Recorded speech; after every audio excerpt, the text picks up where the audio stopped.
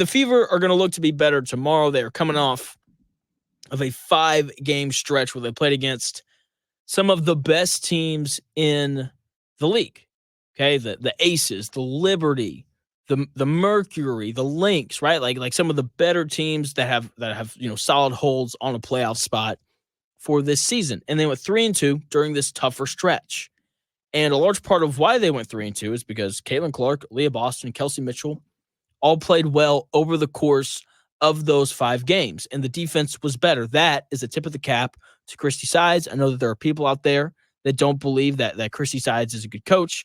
I have to disagree with you because the defense has gotten better. We've seen this team improve over the course of the season to a point where they've had the 3rd best record in the WNBA over the past month.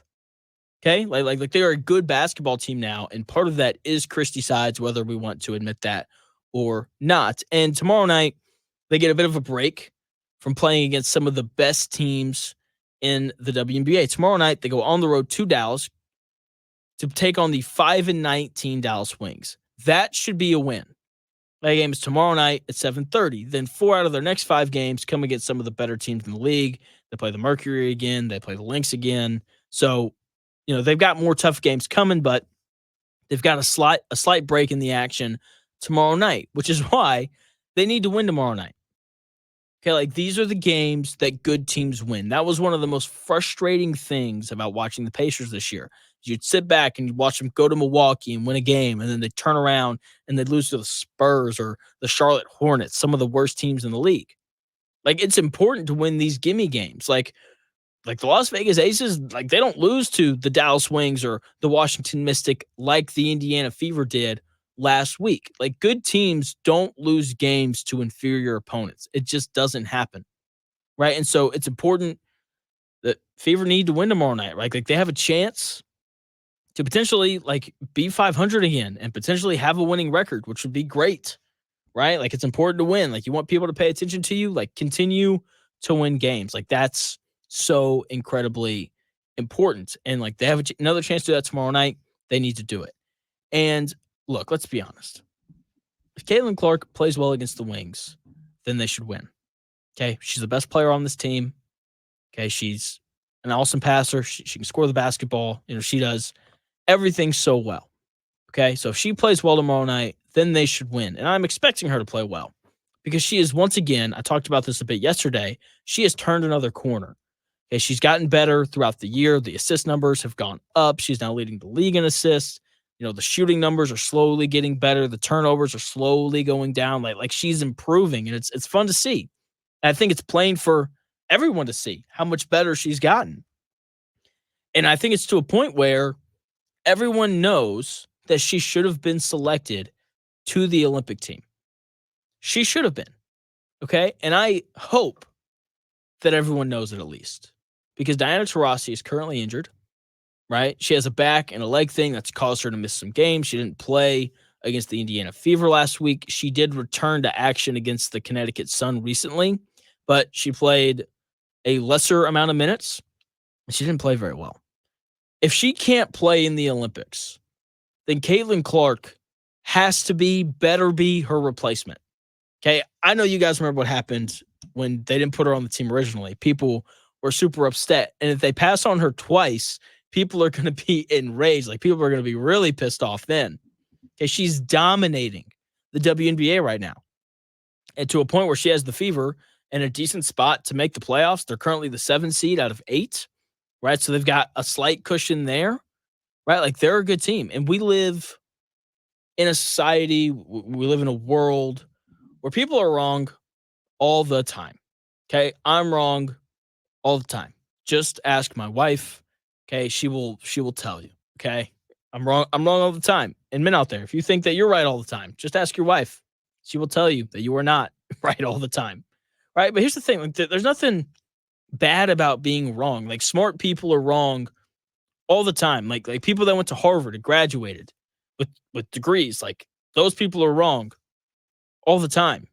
Okay, guys like Elon Musk, like one of the better businessmen in the world, he's wrong all the time. It happens. Okay, like, even smart people get things wrong. Like, it's not that big of a deal.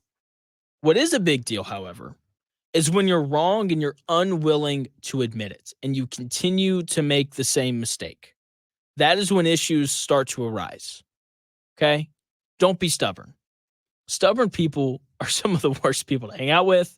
Stubborn people are awful to talk to. And stubborn people also make bad decisions because they're stuck in their ways and they refuse to change their mind. I hope that whoever picks the players for the USA women's Olympic team is not stubborn. Because if she is, then she'll be making a mistake again, twice, and it's going to really upset some people.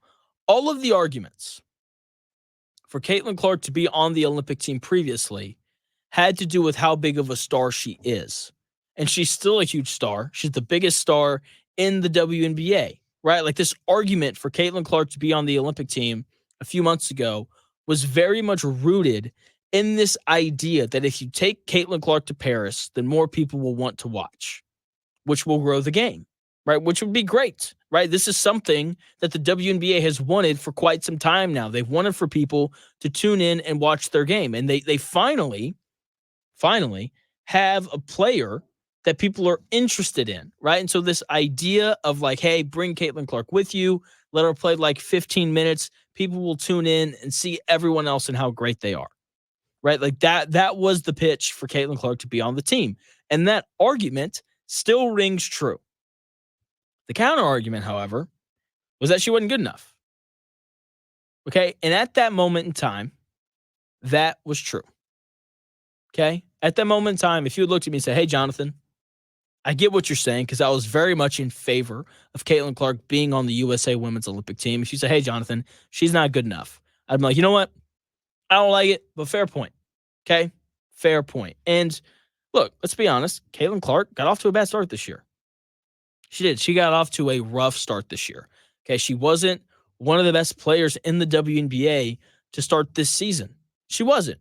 But as of today, as of right now, she is 14th in points per game, 19th in rebounds per game, 9th in steals per game, 14th in blocks per game, and she leads the WNBA in assists per game. She's the best playmaker in the WNBA. Do not double team her because if you do, she's going to find the open player. She just is, and then it's going to lead to a bucket. It's usually a Kelsey Mitchell 3 or an Aaliyah Boston layup. Okay? I don't know about you, but someone who's top 15 in like every major statistical category except for rebounding, that to me sounds like one of the best players in the world. Okay, that's not what it sounds like. That's what it is, just to put it bluntly. Caitlin Clark, as of today, is one of the best players in the WNBA. And if Diana Taurasi is hurt and can't play in the Olympics, then Caitlin Clark should be her replacement.